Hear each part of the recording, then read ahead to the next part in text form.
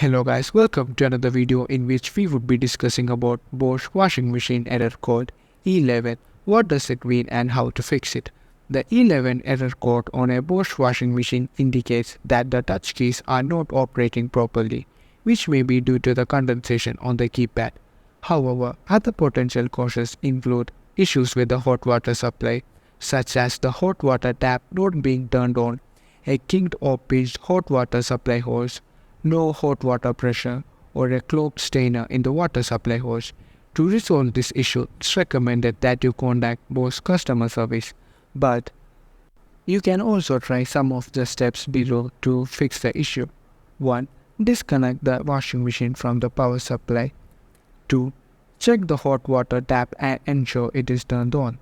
Confirm the hot water hose is correctly connected. Eliminate any kinks or blockages in the hot water supply hose. 5. Check the hot water pressure and fix it if needed. 6. Clean out the stainers in the supply hose. If the issue persists, it's recommended that you contact both customer service executive for the further assistance.